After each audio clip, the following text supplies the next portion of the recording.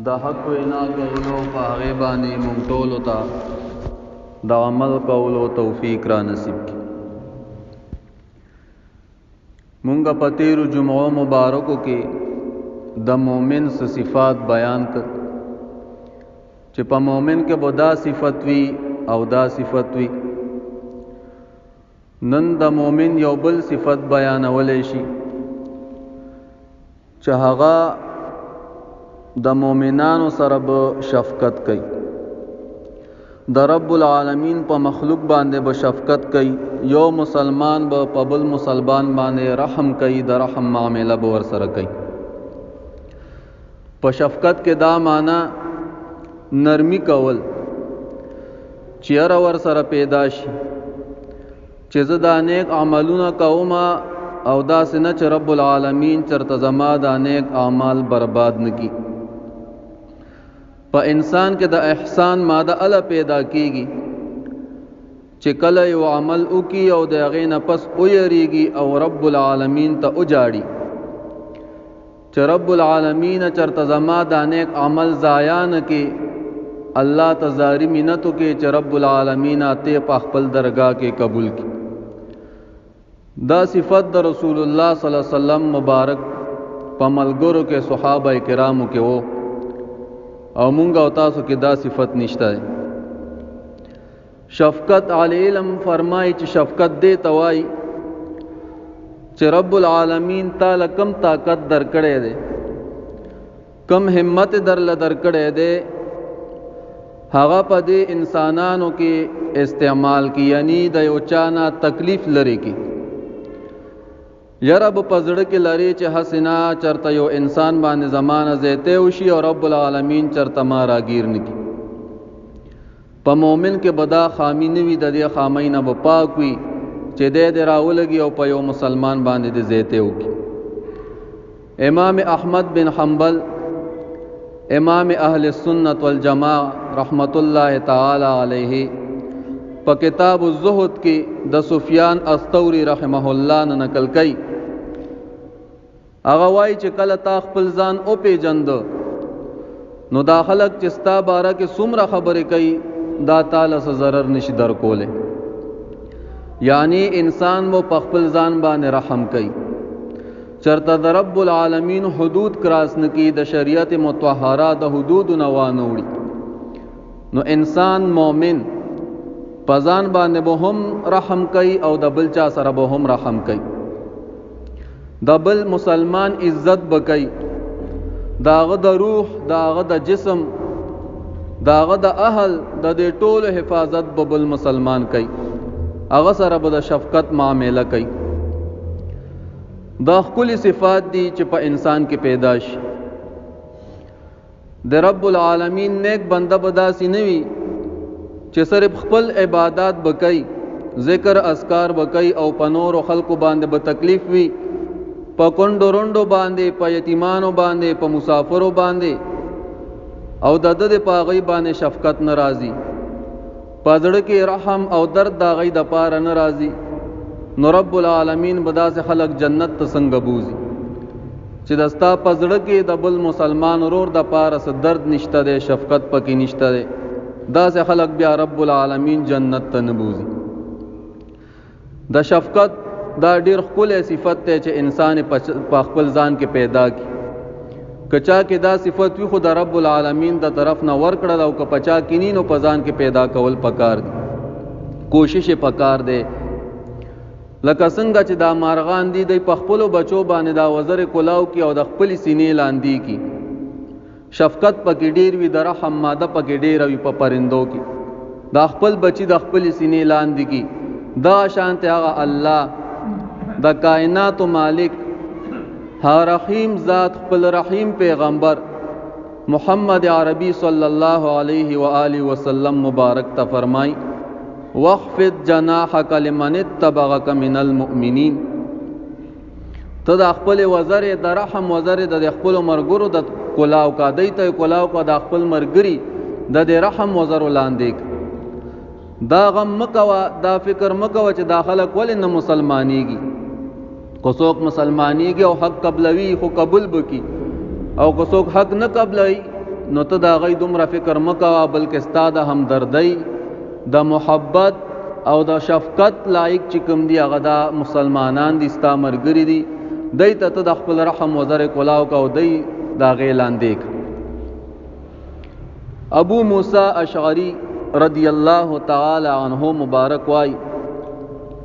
چې رسول الله صلی الله علیه و آله وسلم مبارک دا خبره او فرمایله چې مسلمان مومن پار د مومن دا پشان د آبادی دی، کل بنیان پشان د آبادی دی، یشد بعضه بعضا، مضبوطوی بعض لره. او حضور مبارک د وضاحت لپاره چې کوم د خپل ګوتې په یو بل کې ورکړي، د یو لاس ګوتې په بل کې ورکړلې چې دغه شانته به مسلمان را یوځای کیږي او مضبوطیږي به. په دې حدیث مبارک کې رسول الله صلی الله علیه و آله وسلم مبارک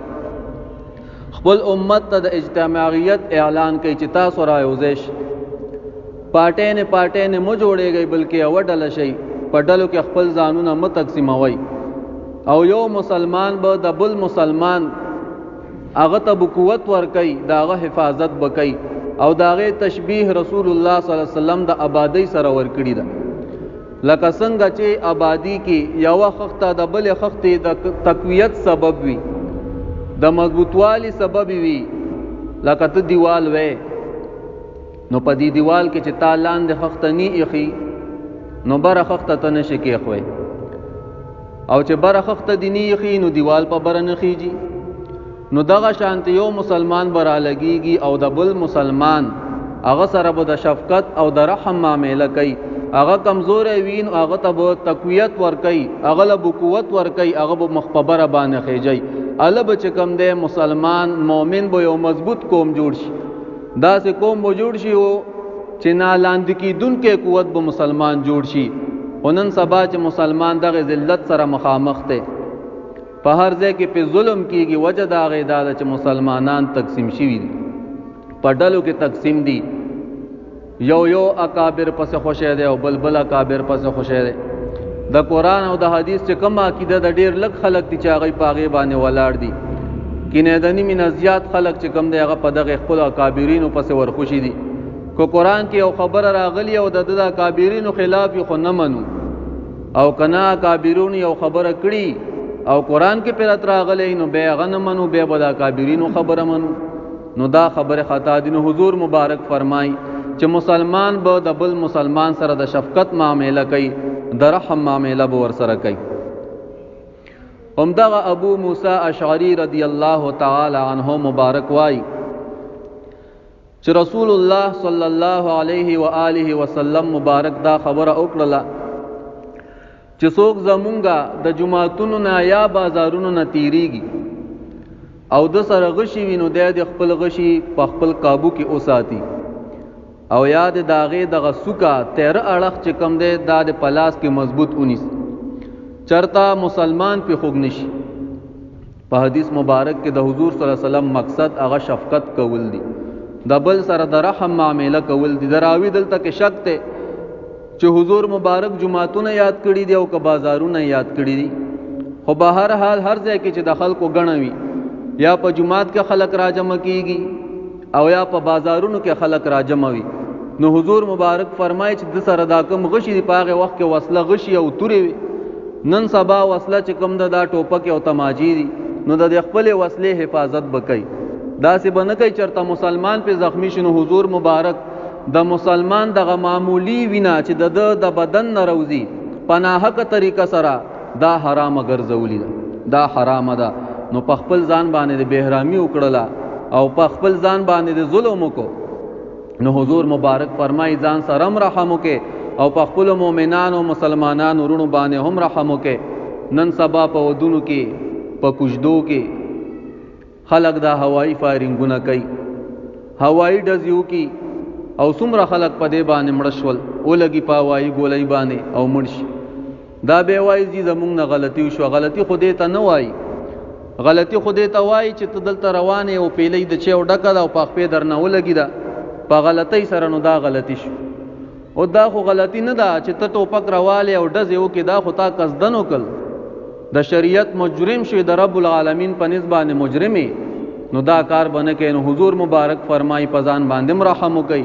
او په نور مسلمانانو ورونو باندې هم رحم وکي ځکه منګه خو یو ځل ماتيږي بار بار خو نه ماتيږي نو احتیاط وکي او د رحم معاملې به د خلکو سره کې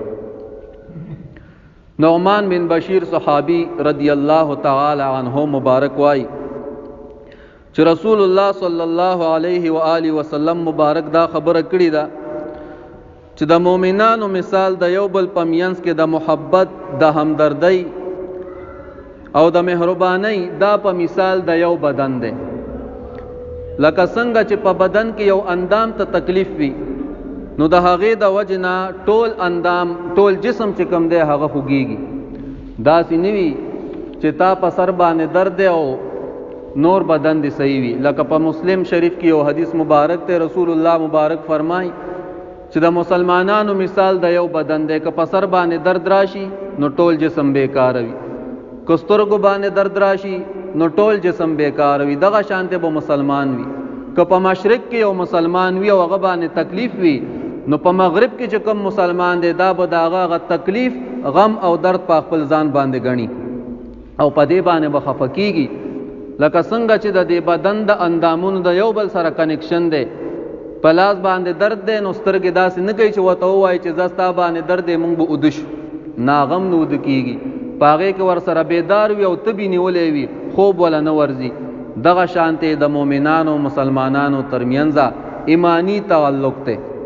ځکه حضور صلی الله علیه وسلم مبارک په یو حدیث مبارک کې فرمای چې چا سره د مسلمانانو غم نشته درد ورسره په زړه کې نشته نو دغه خلق دغه خلقو نه ني دا غي د ډلې نه ندي بالکل د انسان ایمان ته خطر ده به پتا کې چې کوم دې سر د سره ایمان نشته ده هر کله چې پتا کې د مؤمن د پاره پزړه کې درد موجود نو نو حضور مبارک فرمای چې تاسو مسلمانان د یو بدن په شانتي تاسو د یو بل سره د شفقت او د رحمت معاملې او چلوي په یو بل باندې زیته مکوي ابو هريره رضی الله تعالی عنہ مبارک وای چې رسول الله صلی الله علیه و آله وسلم مبارک خپل نوسه حسن بن علی رضی الله تعالی عنهما خپل او د سره په خوا کې اقرغ بن حابس صحابی دا ور سره ناس نو د حضور صلی الله علیه وسلم مبارک ته وویل چې تاسو خپل ماشومان خپلوي او رب العالمین چې کوم دی مال لس اولاد را کړی دي لس بال بچه مې دی او ما پکې تر اوسه پورې یوم نه دی خپل کړی وی رسول الله صلی الله علیه و آله وسلم مبارک دته او قتل او ورته او فرمایل مل لا يرحم چې څوک پچا باندې رحم نه کوي لا يرحم رب العالمین پاغه باندې رحم نه کوي دا د رب العالمین قانون په دې حدیث کې بیان شوی دی مونږ او تاسو ته رسول الله مبارک بیان کړی دی چې الله رب العزت تراغه پورې په خپل بنده باندې رحم نه کوي ترسو پورې چې دا انسان په بل بنده باندې رحم وکړي نو الب چې کوم دی رب العالمین په دې انسان باندې رحم وکړي محدثین حضرات فرمای چې ماشومان خپلول صف کول اغه سره مینا او محبت کول دا صرف نه چې جایز دي بلکې د رب العالمین د رحمت د حاصلولو ذریعہ ده خو لیکن چې په دغه خپلولو کې او مینه کولو کې د رسول الله صلی الله علیه وسلم د سنت اتباعي اله د مشهورتیا د پاره نه چې خلک وایي چې فلان کې ډېر خسړې دی او ماشومان باندې رحم کوي نستا پزړه کې به صرف او صرف د رسول الله مبارک د سنت اتباعي نو ترسو پورې چې تا د رب العالمین په مخلوق باندې رحم نه کړي نو رب العالمین پتا باندې رحم نه کوي کو یو طرف ته انسان سوچو کی دا ماشومان زمونږ او تاسو د محبت داغي وګي دي د مینې وګي دي ځکه ماشوم سره چې مینه وکي نو به تاسو سره مینه لري تعالی خواله راضي لکه نیکه چې کور تراشي ماشومان له ګولۍ ور کوي نو دا ماشوم بیا مغه پسې منډي وای بابا مال پیسې را قبل چا پسې به نزي نیکه پسې منډي وای دا ولی نیکه ول مینه ور کوي کنه نو کو یو طرف ته دا ماشومان زمونږ او تاسو د محبت وګي دي نو دغه شانتي مونږ تاسو ټول بندگان د رب العالمین د رحمت او د مهرباني وګیو کو یو انسان غواړي چې رب العالمین په ما باندې رحم وکي نو دل پکار دی چې د رب العالمین په مخلوق باندې رحم وکي الب په دغه انسان باندې رب العالمین رحم کوي حضرت عائشہ صدیقہ رضی اللہ تعالی عنہا مبارکہ فرمائی چې رسول الله صلی الله علیه و آله وسلم مبارک پسې سبانډیچیان راغل کلیوالا او ورته وویل تپوس ته کو چې یا رسول الله صلی الله علیه وسلم مبارکه اتقبلون صبیانکم تاسو خپل ماشومان خپلوي وی رسول الله صلی الله علیه وسلم مبارک وتا او فرمایل او مونږ خپل ماشومان خپلو وی دې باندې چانو ویل چې زمونږ دی پر رب العالمین قسم وی مونږ خو نه خپلو مونږ خو چې کوم دې تر اوسه پورې سوخ کل کړي نه دي وی رسول الله صلی الله علیه وسلم مبارک وتا ویل او املک ان کان الله نزغ من قلوبکم الرحمه چې دا ماشومان خپلول دا خو رحمت ته اوس زه خو په دې قادر نه یم چې رب العالمین د تاسو د زړه نه دا رحمت وستلې دی او زه پکې د دوباره ورواچو د الله رب العزت مخلوق سره د شفقت او د رحم معامله کول دا د رب العالمین د طرف نه یو ورکړه چې د انسان په دې زړه کې ورواچ نو ته پوهه شې چې هر کله د ستا په زړه کې رحم نو درد نو د رب العالمین د مخلوق سره نو تا په زړه کې چې کوم دی به رحم نشته تا په زړه کې رب العالمین د رحم به نه دی اچولې حضرت جریر بن عبداللہ رضی اللہ تعالی عنہ مبارک وائی چې رسول الله صلی الله علیه و آله وسلم مبارک دا خبره وکړه من لا يرحم الناس سوک چې په انسانانو باندې رحم نه کوي لا يرحمه الله رب العالمین پاغه باندې رحم نه کوي کوم سړی چې په خلکو باندې رحم نه کوي رب العالمین پاغه باندې چې کوم دی رحم نه کوي د رب العالمین مخلوق سره د رحم معامله کول رب العالمین ته ډیر خوښتي صرف انسان سره نه بلکې زناونو سره چارپایانو سره او پرندو سره هم د شفقت او د رحم په معاملې باندې حکم شوی دی نو انسان چې کله راولږي او د رب العالمین مخلوق سره د رحم معامله کوي نو رب العالمین د سره هم د رحم معامله کوي ځکه په نورو احادیثو کې هم دا مضمون راغلی دی رسول الله صلی الله علیه و آله وسلم مبارک فرمایي څوک چې خصوصا په مسلمانانو باندې رحم نه کوي وی رب العالمین پاغه باندې رحم نه کوي په بل حدیث کې رسول الله مبارک فرمایي څوک چې د ځمکې والا باندې رحم نه کوي د آسمان والا پاغه باندې رحم نه کوي په بل حدیث مبارک کې راځي رحم وکړي څوک چې په ځمکې کې دي رحم به وکړي څوک چې په آسمان کې دي محدثین حضرات فرمایي وی څوک چې په دنیا کې څنګه معامله کوي نو رب العالمین به په ورځ د محشر هم هغه شانته بدله ورکوي هل جزاء الاحسان الا الاحسان د احسان جزا چې کومه ده بدله هغه په احسان باندې ده نو هر کله چې ته د یو مسلمان سره بلکې د یو انسان سره هغه سره په معاشره کې د رحم معامله وکي نو رب العالمین بتا سره هم د رحم معامله وکي هم دا صحابي جریر بن عبداللہ رضی اللہ عنہ دیوائی د امام بخاری و امام مسلم رحمت الله تعالی علیہما حدیث ته چې ما د رسول الله صلی الله علیه و آله وسلم مبارک سره بیعت وکړ په دې درو خبرو باندې په منځ قائمولو باندې زکات ورکولو باندې او د تمامو مسلمانانو سره په خیر خواهی باندې ما د حضور صلی الله علیه وسلم سره بیعت کړي مسلمان سره به ته خیر خواهی هغه باندې به ته شفقت کې هغه سره به د رحم معامله کې هغه باندې تکلیف رالو دغه تکلیف به ته په خپل ځان باندې غني دا څه باندې کې چې هغه لخپې وي او نورم چې کم دې کند ته ورغورځي ابو هريره رضی الله تعالی عنہ مبارک وای چې رسول الله صلی الله علیه و آله وسلم مبارک ارشاد او فرمایا کله چې پتا سو کې یو څوک د یو قوم ته امامتی کوي فلیخفف نو دې مختصر منځ کوي ولی ځکه په د پسې په دې صف کې بوډاګان هم ولاړ دي کمزوري هم ولاړ دي او بیماران هم ولاړ دي نو دا سینې چې دا کومه طریقه در تماو خو دل د دې خلاف تاسو او چلےږي او د رب العالمین دا بندگی په دې خلکو باندې چې کوم دی بوج کوي او به دا بندگی نه کوي او چې ځان لمونځ کوي نو به چې کوم د خوګت منځو کوي چې څومره د چا خوخوي نو ګوره دې حدیث مبارک کې د شفقت معامله رسول الله مبارک بیان کړی دا امام د پاره چې کله ته جمع ورکې او جمع ته وړاندې شي نو د مقتدیانو لحاظ بکې د مقتدیانو لحاظ به ساتي خیال به ساتي چې ټیم پوره شي په وخت باندې به جمع لرسي او چې جمع ته ودرېږي نو به وګت کې رات نل ولې د منځ مختصر کولو معنی دا ده چې اوږد قرات بنل ولې تعدیل ارکان چې کوم دی هغه په صحیح خسته طریقې سره ادا کې، لکه رکوع شوا، سجده شوا، قومه شوا، جلسه شوا، قاعده شوا، دا په صحیح طریقې باندې ادا کې او قرات هغه بلن ولې ځکه تا پس رستو په بل حدیث کې رسی چې تا پس مسافر ولاړی د یو چا به ضرورت هغه به در پسې ولاړ وي او خپل ضرورت پسې بسی او تا به قرات اوږد کړي نو دغه حق د برباد کو. رسول الله مبارک فرمایي چې دا سه مکوا بلکې د رحم معاملہ د خلکو سره او چلاو. حضرت عائشہ صدیقہ رضی اللہ تعالی عنہا مبارک وائی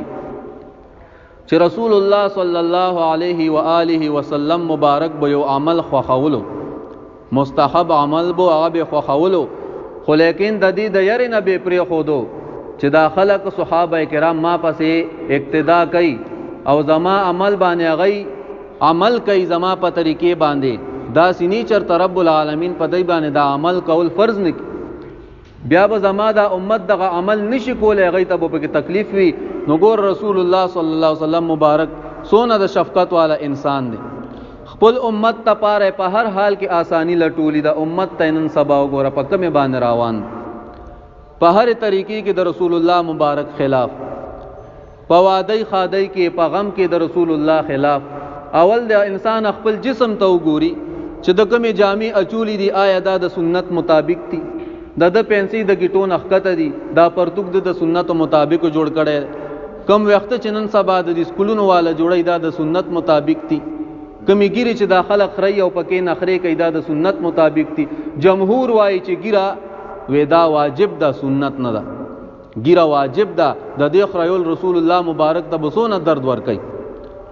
رسول الله مبارک سونه په امت باندې مشفق انسان دی، رحم دل او مونږ او تاسو را لګیدلیو په هر طریقې کې د رسول الله مبارک خلاف، په هر طریقې کې د رسول الله مبارک خلاف. نو رسول الله صلی الله علیه وسلم مبارک فرمای چې په خپل ځان باندې رحم وکي، دا سنت چې عمل په ځان لازم کوي او به نشي کوله، لکه اهل کتابو چې په ځان باندې رهبانیت لازم کو او به کوله نشي. فما راوها حق رعایتها، به هغه شانت دا غي لحاظ نه ساتل څنګه چې اول ساتلو، لکه دغه شان رسول الله مبارک دریش پی چې کوم دی هغه تراوی ادا کې او په څلورم شپې باندې بیا حاضر نش، صحابه کرام انتظار کولو چې اوس رسول الله مبارک راشي. حضور مبارک چې کوم دی رانغو، صحابه کرام او یا رسول الله ولی ویزه پدې باندې اړېګ متا سود عمل دونه په پابندۍ سره کوي، رب العالمین چرته پتا سو باندې لازم نکی فرض نکی بیا به تاسو کولای نشئ.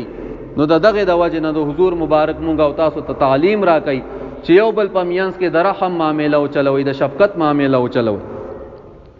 حضرت عائشہ صدیقہ رضی اللہ تعالی عنہا مبارک وائی چې حضور مبارک صوم الوصال نیول او دې روزي نیولې، وې صحابه دغه صوم الوصال نه من کړیو، دا غي د شفقت د وجه نه په غي باندې ډېر مهربانو. نو صحابه عرض وکړه چې اے دی الله رسول صلی الله علیه و آله وسلم مبارک تو خو مونږه منع کې او بل لخت تاسو په خپل دا روزي نیسئ، دا وګدي روزي. نو دا والی وی رسول الله صلی الله علیه وسلم مبارک وته فرمایل انی لست کهیئتکم، زه خو تاسو په شانت نه یم، تاسو خپل ځان په ما باندې مقیاس کوئ، زه په داسې حال کې شپه سبا کوم چې رب العالمین ما ته خوراک را کوي او اسکاک را کوي او تاسو خو دغه شانت نشئ کیده. نو کوم خلکو چې دا معنا غسی د چې دلته کې رسول الله مبارک ته ظاهری خوراک او د جنت نه راتلو او هغه خوړو، دا معنا غلطه ده. کله چې انسان ظاهری خوراک کوي د روزه متیږي او حضور مبارک په روزه هغه په روزه نه متولا، دغه معنا ک علماء کړي د خدا معنا غلطه ده. ځکه امام النووي او ابن قیم الجوزیه او نور علما هغه وایي چې دلته نه مراد باطینی خوراک ته، د رسول الله مبارک روحانیت ډیر زیات، د صحابه روحانیت هم زیات، په یو کجوري باندې بغیر روزه متولا او روزه بینیوا. مونږ او تاسو کو روزه مات کې روخ کریټ کجوري خورو کنه او ترسو پورې مودوی روټی نه خوړل دي مونږ لوګه نه کمیږي.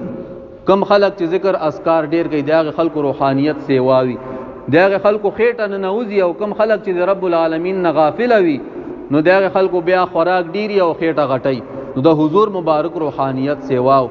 د رب العالمین په ذکر او اسکار کې ډیر مشغولو نو دا علما فرمایي چې د دینه مراد چې کوم دی دا باطینی خوراک ته چې رسول الله مبارک ته ملاوي دو هغه په ذکر په طریقې باندې دا ذکر په ذریعہ باندې رسول الله مبارک ته دغه خوراک ملاوي دو. نو په دې حدیث مبارک کې د رسول الله مبارک د شفقت اظهار دی چې خپل امت سره کړی دی. صوم الوصال دی توای چې لکه نن پېشمنی دی روزه اونی واش پېشمنه دی وک نو نن ما خام له روزه نه ماته نو شپه دې ټوله پر روزه کې تیر شي سبا چې پېشمنه رالو به بم پېشمنه نه کې نو ټوله ورځ به بیا پر روزه کې تیر کې نو ما خام له بیا روزه ماته کې نو صحابو نیوینو کمزوري شو حضور مبارک وت فرمایي تاسو خو زما په شان دي نه او نه تاسو په شان ته يم کنه ما ماګان وای زمون په شان دي خودونه فرق ته چی بس هغه اعلی بشر او هغه باندې وحی راتلا کنه او نور چې کوم دین ټول یو شانو نه حضور مبارک په خپل ځان تعریف کړي زه د تاسو په شان دي نیم ما او تاسو کې ډیر فرق رب العالمین اجولې. حضرت جندب بن عبد الله رضی الله تعالی عنہ مبارک وای چې رسول الله صلی الله علیه و آله وسلم مبارک ارشاد او فرمایل څوک چې د سحر منځ وکي نو رب العالمین په زمینه کې دغه انسان راغی خدا سحر منځ په جمع سره ځکه جمع لرا پاسیدل ډیر ګران وي نو څوک چې په جمع سره د سحر منځ کې ویني د رب العالمین په زمینه کې رالو وې د تاسو نه د هیڅ څوک چې کم دی د زمینه په باره کې رب العالمین ګوره د تاسو نه د چانه تپوس اونکی وې که رب العالمین د چانه تپوس وکونو دی غیر شو رب العالمین به راونی سي او پړ مخه به جهنم ته ورگزار کی. ولی کم انسان چې د سحر منځو کې او تا پته د چې دا د سحر منځ کوي دغه انسان داغه مال لا داغه جان لا داغه عزت لا دله به ضرر نه ورکي پزان باندې بم رحم کې او هغه باندې بم رحم کې کچرته د بے رحمۍ معاملې د او چلولا نو حضور مبارک فرمایي چې رب العالمین به راټینګ کی او جهنم ته به ورگزار کی. نو یو وخت د رحم معاملې کولو باندې انسان د رحمت قابل جوړي کی چې رب العالمین په د باندې رحمت وکي او بل وخت کاغه سره بے رحمی وکي نو رب العالمین رانی سي او جهنم ته ورگزارای. حضرت ابي قتاده رضی الله تعالی عنہ مبارک وای چې رسول الله صلی الله علیه و آله وسلم مبارک ارشاد او فرمایله چې زمانځه ته او درېګم زما دا اراده وی چې زه منځ اوګت کم یعنی قرت اوګت کم خو لیکن چکله پکې د ماشوم جړه واورم درستونه نو دا ماشوم د جړه د وجنه چې کم دی زه دغه قرت لړ کم مختصر کم او دغه منځ مختصر کم وې زه دا نه خو ما چې دغه ماشوم مور باندې چې کم دی زه د عبادت بوج کم پاغه باندې مشقت راشي وې زه دا نه خو ما دا د رسول الله مبارک د شفقت اظهار دی چې خپل امت سره پزړ کېو چې ګوره په مانځ کې ولاړ الله ته دی او په مانځ کې خپل بندگانو د خپل امتیانو سره چې کم دی د شفقت معاملې چلی مونږ او تاسو انسان سوچ کې مونږ د رسول الله مبارک امتیان چې په کمه کمه باندې رواني په هر طریقې کې د رسول الله مبارک خلاف چلی حضور صلی الله علیه وسلم پسې خپل لور چې کم دا یو سړی راواستول سلام راواستول او ورته او ویل چې حضور مبارک ته سلام وایا او ورته او وایا چې تان وسه چې کم دی هغه وفات کیږي او تشریف راوړه. حضور صلی الله علیه وسلم چې دغه سړی رالو د سلام جواب ورکو ورته او فرمایل چې بس دی الله سي چې واغه سلام دی الله او سي چې دا ټول دی الله دی او رب العالمین د هر شي د پر خپل وخت مقرر کړی دی او د رب العالمین نه چې کوم دی داغه جزا غواړه او صبر کوه وی هغه بیا چې کوم دی دار आवाज او قسم ورکو چې ستاده قسم وی چې تراش او تشریف راوړه. حضور مبارک حضرت سعد رضی الله عنه نور صحابه ځان سره او تشریف یوړو چې وې قتل پاغه وخت دغه ماشوم ساده وته والا حضور مبارک له ورک د حضور صلی الله علیه وسلم مبارک دستورګو مبارک نه اوخ روان شي. حضرت سعد رضی الله عنه مبارک وتوای چې د الله رسول ادا سکے تو خو جاړي تو خو مونږ ته وې چې د غم په دغه کې به د ټیم کې به چې کم د تاسو واویلا نه کوي او چې سورې بنوي او هغه د جاهلیت خبره بنه کوي تاسو خو جاړي د مبارک وی کینه دا جړام چې کم دین او دام منه دا. حضور مبارک ورته فرمایل ساده دا خو یو رحمت ته چې رب العالمین د خپل بندگانو په زړونو کې اچولې او رب العالمین په خپل بندگانو کې په هغه چا باندې رحم کوي څوک چې د الله په بندگانو باندې رحم کوي. نو د رب العالمین بندگانو سره د رحم معامله کول پکار دي. بل حدیث مبارک کې رسول الله صلی الله علیه وسلم مبارک فرمای یو صحابي راغی وی حضرت وېزه چې چیلې یا ګډه لالوما د ما پزړه کې رحم راشي. نو رسول الله مبارک وتو فرمایل چې د الله په مخلوق باندې رحم کول دا د رحمت ذریعہ ده. الله به پتا باندې رحم وکي. ګوره قرباني په مونږه باندې واجب ده کنه چې صاحب د نصاب وي هغه به دغه وینه تلی او دی باندې بچاړه راکاږي په ساروي باندې، خو لیکن په دغه ټیم کې چې په دې ساروي باندې رحم وکړو رب العالمین به پتا باندې رحم وکړي. او د محشر هغه تورې تیاری هغه به د ترانا کې او لوی مصیبتونه هغه به درنه لري کی. امام بخاری رحمت الله علیه په خپل کتاب ادب المفرد کې دا حدیث راوړی. رسول الله مبارک فرمایي چې څوک په یو چنچنې باندې په مرغۍ باندې رحم وکړي، غټ ساروی خو پرېدا، په مرغۍ باندې د علالولو په ټیم کې رحم راغی، رب العالمین په د باندې چې کوم دی په ورځ د محشر رحم وکړي. نو ټول غواړي چې د رب العالمین پر رحمت کې را ډوب شو کنه. نو چې د ټولو دا خوخه ده نو د الله رب العزت مخلوق باندې رحم کول پکار دي. رسول الله صلی الله علیه و آله وسلم مبارک ارشاد ده صحابه ته عرض وکړ فرمایل چې تاسو ظالم سره هم مدد وکي او مظلوم سره هم مدد وکي. نو په دغه محفل کې یو سړی پاسې د صحابه حضور مبارک ته عرض وکړ د الله رسوله پچا باندې چې ظلم کیږي مظلوم هغه ټولو ته پته ده، هغه سره به مونږه مدد کو، رحم به سره وکړو، خو لیکن د ظالم سره به مونږه څنګه مدد کو. نو رسول الله مبارک ورته فرمایل چې د ظالم سړی لاس نیول دا دغه سره مدد کول، دا په هغه باندې رحم کول دي. ولی که یو پله دغه انسان دی بل سره ظلم کوي د ظالم حسابیږي په شریعت کې او د لپاره بیا عذابونه او سزاګانې دي اور د جهنم دی. نو تر اولګي دی او دغه لاس دی اونیو هغه د دغه عذابونو نه بچ کو نو تا په د باندې رحم وکړه. نو په معاشره کې صرف دانه چې یو مظلوم دی هغه سره ظلم کیږي نو دغه به مونږ او تاسو مدد کوو نه، بلکې هغه څوک چې هغه زورور دی که په لاس باندې نشمنه کولی نو په خولې باندې به د هغې دعوت چلی او د هغې مخنیوی به کې. رب العالمین دې مونږ او تاسو ته په دې خبرو باندې د عمل کولو توفیق را نصیب کی. رب العالمین دې په مونږ او ټولو کې چې کوم دی د رحم او د شفقت ماده پیدا کی. وما علینا الا البلاغ وآخر دعوانا ان الحمد لله رب العالمين. اللهم ربنا آتنا في الدنيا حسنة وفي الآخرة حسنة وقنا عذاب النار وادخلنا الجنة مع الأبرار. يا رب العالمين.